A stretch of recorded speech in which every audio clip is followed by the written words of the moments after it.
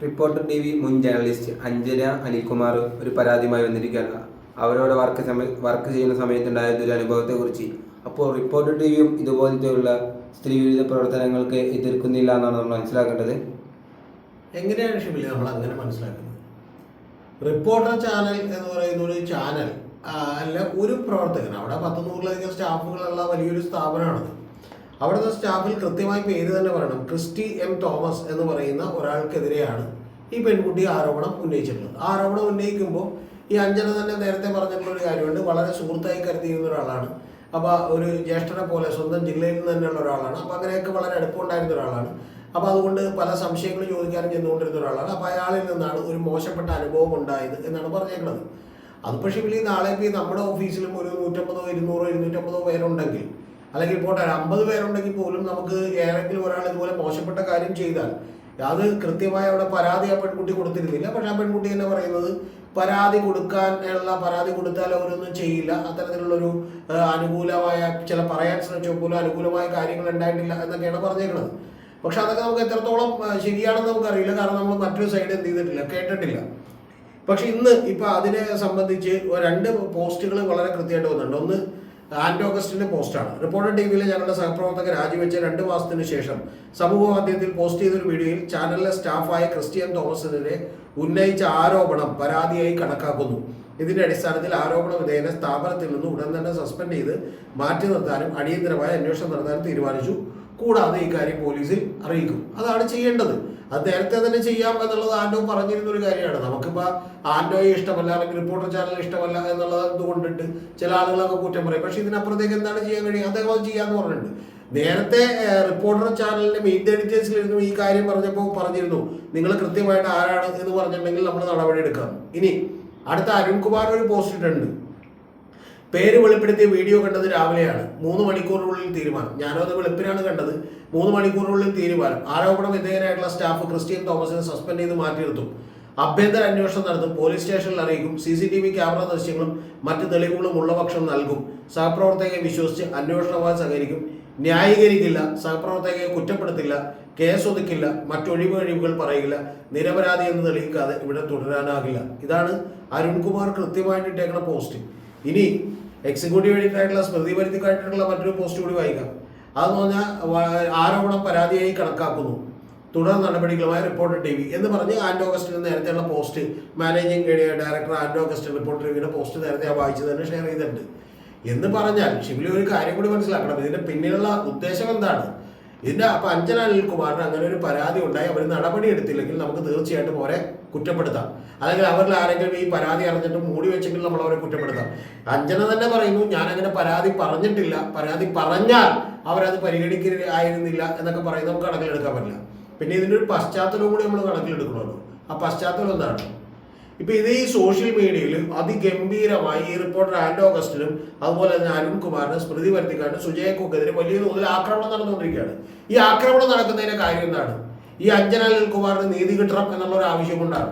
അല്ല, ആ ആക്രമണം വളരെ ഓർഗനൈസ്ഡായി നടത്തിക്കൊണ്ടിരിക്കുകയാണ്. അതിൽ പോസ്റ്റ് ഇട്ടേക്കണം 2-3 തവണ പോസ്റ്റ് ഇട്ട ചില ആളുകളൊക്കെ എനിക്കറിയാം. അവരൊക്കെ തന്നെ വളരെ കൃത്യമായി ഇതെന്താണ് ഈ പറയുന്ന സ്മൃതി പണ്ട് എടുത്തേക്കുന്ന ഒരു വീഡിയോ, അല്ലെങ്കിൽ അരുൺകുമാറിന്റെ പഴയ വീഡിയോ, ഈ പറയുന്ന ആൻഡോ അഗസ്റ്റിൻ മരവുമായി നിൽക്കുന്നതിന്റെ വീഡിയോ, ഇങ്ങനെ പല വീഡിയോകൾ എടുത്തുകൊണ്ട് അവരെ വളരെയധികം അപഹസിക്കുന്ന അപമാനിക്കുന്ന തരത്തിലുള്ള ഒരു കാര്യം നടന്നുകൊണ്ടിരിക്കുകയാണ്. കാരണം എന്താണ്? ഒരൊറ്റ കാര്യമാണ്. ആ കാര്യം രാഹുൽ മാങ്കൂട്ടത്തിനെതിരെ വാർത്ത കൊടുത്തത് ഇവരാണ്. മനസ്സിലായി? രാഹുൽ മാങ്കൂട്ടത്തിനെതിരെ വാർത്ത കൊടുത്തത് ഇവരായപ്പോൾ ഈ പറയുന്ന പലപ്പോഴും പറയുന്ന ഒരു വാചകം ഉണ്ടല്ലോ, അതായത് നിങ്ങൾ എപ്പോഴും ചർച്ചകളിലൊക്കെ ശ്രദ്ധിച്ചിട്ടുണ്ട്, നിങ്ങൾ ഞങ്ങളുടെ ആളുകളെ കൊന്നില്ല എന്ന് കോൺഗ്രസ് ചോദിക്കുമ്പോൾ കോൺഗ്രസ് CPM ഉടനെ തന്നെ പറയുന്ന ഒരു വാചകം ഉണ്ടെന്ന് അറിയാമോ? വേറെ പട്ടിക എടുക്കും. നിങ്ങൾ ഞങ്ങളുടെ മറ്റേ ഏറ്റവും കൂടുതൽ ആളുകൾ കൊല്ലപ്പെട്ടിട്ടുള്ളത് ഞങ്ങളുടെ കയ്യിൽ നിന്നാണ്. മനസ്സിലായി? അപ്പോൾ RSS ചർച്ചയ്ക്ക് വിളിക്കുമ്പോൾ ഇവരാരും പറയാത്തൊരു വാചകമുണ്ട്, ഞങ്ങൾ അങ്ങനെ കൊന്നിട്ടില്ല കേട്ടോ, ഞങ്ങൾ അങ്ങനെ കൊല്ലുന്ന പാർട്ടി അല്ലെന്ന് പറയാറില്ല. മനസ്സിലായോ? അതേപോലെ തന്നെ നമ്മളിപ്പോൾ PFI SDPI ഒക്കെ ഉണ്ടായപ്പോൾ ഇതുപോലെ തന്നെ ചർച്ചയ്ക്ക് വിളിക്കുമ്പോഴത്തേക്ക് പറഞ്ഞാൽ നിങ്ങൾ ഞങ്ങളുടെ 2 പേരെ കൊന്നില്ലെങ്കിൽ ഞങ്ങളുടെ 2 പേരെ നിങ്ങൾ കൊന്നിട്ടില്ല എന്ന് ചോദിക്കണം. എന്ന് പറഞ്ഞാൽ ആരും തെറ്റ് ചെയ്തിട്ടില്ലെന്ന് പറയുന്നില്ല.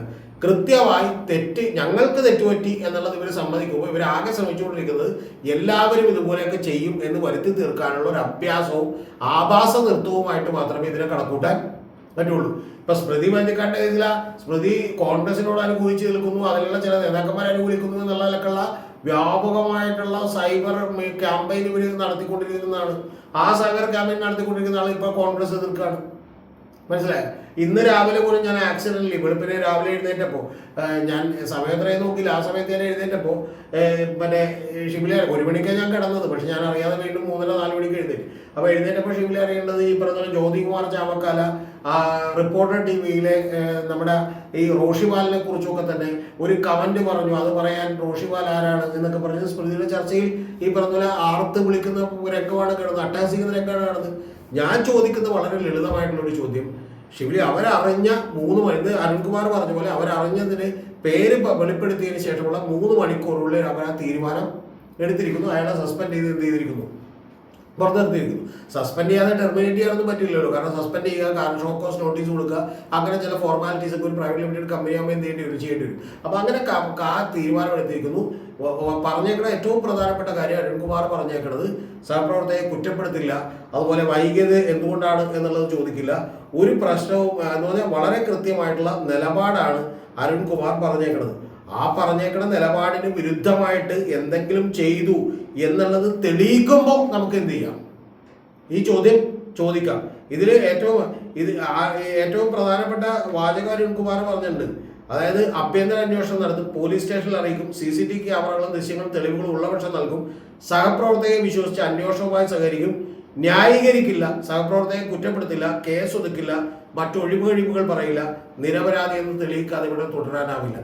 ഈ നിലപാട് ഈ പറയുന്ന കാളികൂളി സംഘങ്ങൾ ഉപയോഗിച്ച് റിപ്പോർട്ടർ ടിവിക്കെതിരെ മറ്റേ സ്ലഡ് ഷേമിംഗ് നടത്തിക്കൊണ്ട്, അല്ലെങ്കിൽ ഈ പറയുന്ന പോലെ മറ്റേ സോഷ്യൽ മീഡിയയിൽ സൈബർ ക്യാമ്പയിൻ നടത്തിക്കൊണ്ടൊന്നും കോൺഗ്രസ് നിങ്ങൾക്ക് യാതൊരു പ്രയോജനമില്ല. ഇവരെ നിലക്ക് നിർത്തിയാൽ കോൺഗ്രസിന് 10ഓളം വോട്ടെങ്കിലും കിട്ടും, അല്ലെങ്കിൽ ഇവരുടെയൊക്കെ ഈ പറയുന്ന പോലെ അട്ടഹാസവും വിളയാടലും കൊണ്ട് ഉള്ള വോട്ടുകൾ കൂടി പോകും. റിപ്പോർട്ടർ ചാനൽ ഞാൻ 100% ഉറപ്പിച്ച് പറയുന്നു, ഇതുകൊണ്ട് അവരുടെ ഈ പറയുന്ന പോലെ അവരുടെ ആളുകൾ കാണുന്ന വ്യൂവർഷിപ്പിനൊന്നും ഒരു കുറവും ഉണ്ടാകാൻ പോകുന്നില്ല. കാരണം അവർ കൃത്യമായിട്ട് നിലപാടുകൾ എടുത്തിട്ടുള്ളവരാണ്. പിന്നെ അവിടെ ഭീകരമായി പണിയെടുപ്പിക്കും, അതിനനുസരിച്ചുള്ള ശമ്പളം കൊടുക്കുന്നുണ്ട്. അപ്പോൾ ഭയങ്കരമായിട്ട് ഹാർഡ് വർക്ക് ചെയ്യേണ്ടി വരും. അങ്ങനെ ഹാർഡ് വർക്ക് ചെയ്യുമ്പോൾ ഏതൊരു സ്ഥാപനത്തിലുമുള്ള ആളുകൾക്ക് ആ സ്ഥാപനത്തോട് വിരോധമൊക്കെ ഉണ്ടാവും. ഞാനൊക്കെ ഒരുപാട് നമ്മൾ അനുഭവിച്ചിട്ടുള്ളതാണ്. എന്ന് പറഞ്ഞാൽ ഒരു ജോലിക്ക് ആളുകൾ വന്ന് കയറുമ്പോൾ എങ്ങനെയാണെന്ന് വെച്ചിട്ടുണ്ടെങ്കിൽ എങ്ങനെയും ജോലി കിട്ടിയാവുന്നതായിരിക്കും. കിട്ടിക്കഴിഞ്ഞ ആ മൊമെന്റ് മുതൽ ആ സ്ഥാപനത്തിന്റെ കുറ്റവും കുറവായിരിക്കും നമ്മൾ എന്ത് ചെയ്യുന്നത്, മനസ്സിലായി. അപ്പൊ നമ്മൾ പലപ്പോഴും ദൂരെ നിൽക്കുന്ന സ്ഥാപനങ്ങൾ അത് മനോഹരമാണ്, ഗംഭീരമാണെന്ന് വിചാരിക്കും. ഇവിടെ എന്ത് ചെയ്യുകയും ചെയ്യും. ഇത് ഞാൻ പണ്ടൊക്കെ ഷിബിലി, ഞാൻ ഇൻഫോസിസിന്റെ മൈസൂർ ക്യാമ്പസിൽ ചെല്ലുമ്പോൾ ഇൻഫോസിസിലെ 5-8 പിള്ളേർ എൻ്റെ അടുത്ത് വന്നിട്ട് പറഞ്ഞു, ഇവർ പൂർവ്വം മോശപ്പെട്ട ആളുകളാണ് സാറേ. കാരണം ഒരു രാത്രി 12 മണിയൊക്കെ പണിയെടുപ്പിക്കുമെന്നാണ്. അപ്പൊ ഞാൻ ശമ്പളം 1.5 ലക്ഷം രൂപയാണ്. ഇനി അടുത്തൊരുത്തം എന്ന് പറഞ്ഞ കംപ്ലൈന്റ് ആയിട്ട് എനിക്ക് ചിരി വന്നു. കാരണം വെച്ചാൽ ആഴ്ചയിൽ 2 ഫിലിം ടിക്കറ്റ് ഉറപ്പായിട്ട് ഒരു തരും, പക്ഷെ അതിന്റെ കാശ് ഇവർ കട്ട് ചെയ്യുമെന്ന് പറയണം. ഒന്ന് മനസ്സിലാക്കണം. അതായത് ഒരു കമ്പനി ഫിലിമിന്റെ ടിക്കറ്റ് എടുത്ത് ഇവർക്ക് കൊടുക്കുന്നു, എന്നിട്ട് എന്ത് ചെയ്യുന്നു, അതിന്റെ പണം കട്ട് ചെയ്യുന്നു. എത്ര രൂപയാണ് കട്ട് ചെയ്യാൻ പോണം?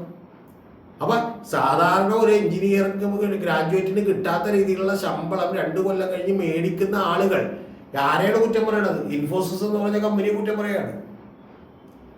അപ്പൊ നമ്മൾ പലപ്പോഴും ഇപ്പൊ എൻ്റെ തന്നെ പല ഫ്രണ്ട്സും ഇപ്പൊ ഒരു തവണ അവന് കമ്പനി ഷിബിലെ അറിയേണ്ടത് ഒരു യൂറോപ്യൻ ടൂർ തന്നെ ഫ്രീ ആയിട്ട് കൊടുത്തു.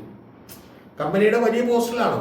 ആ വലിയ പോസ്റ്റിലായതുകൊണ്ട് എൻ്റെ വളരെ അടുത്തൊരു ഫ്രണ്ടാണ്. അപ്പോൾ ഏതാണ്ട് 20 ദിവസത്തേക്കുള്ള ഒരു ട്രിപ്പാണ് കമ്പനി എന്ത് ചെയ്തത്, ഫുൾ ഫ്രീ ആയിട്ട് യൂറോപ്പിലേക്ക് എന്ത് ചെയ്ത്. എത്ര ലക്ഷം രൂപ വരെ പോയിക്കാനും. പക്ഷെ അവൻ ഓൾ ഇന്ത്യ ഹെഡാണ്. അപ്പൊ അവൻ എന്നോട് പറയുന്ന ഒരു വാചകം കൊണ്ട് രാത്രി വിളിച്ചേടാ, ഇങ്ങനെ 20 ദിവസത്തേക്ക് ടൂർ പോവാണ്, ഇതാണ് കാര്യമുള്ളത്, company has offered me this thing എന്നെല്ലാം പറഞ്ഞിട്ട് അവൻ പറയുന്ന ലാസ്റ്റ് ഒരു കാര്യമുണ്ട്, but pressure doesn't worth it എന്നാണ്. എന്ന് പറഞ്ഞാൽ ഈ ജോലിക്കുള്ള പ്രഷറുമായി കമ്പയർ ചെയ്ത് നോക്കുമ്പോൾ ഈ ട്രിപ്പ് എന്ത് പോരാന്നാണ്. മനസ്സിലായി. അപ്പൊ നമ്മളെപ്പോഴും മനുഷ്യരാണ്, കിട്ടുമ്പോൾ അത് പോരാ എന്നൊക്കെയുള്ള തോന്നലുകൾ ഉണ്ടാവും. അഞ്ജന അനിൽകുമാറിന്റെ കേസിൽ കൃത്യമായ നടപടികൾ റിപ്പോർട്ടർ ടിവിയും ചാനലും എടുത്തിരിക്കുന്നു എന്നാണ് എനിക്ക് പറയാനുള്ളത്. എനിക്കൊരു പക്ഷഭേദവുമില്ല. ഞാൻ വളരെ കൃത്യമായി ഓരോ കാര്യങ്ങളെ അസസ് ചെയ്തുകൊണ്ട് മാത്രം നിങ്ങൾക്ക് എൻ്റെ കൺവിക്ഷനിൽ, എൻ്റെ ബോധ്യത്തിൽ ഞാൻ നിങ്ങളോട് അഭിപ്രായം പറയുന്നവരാണ്.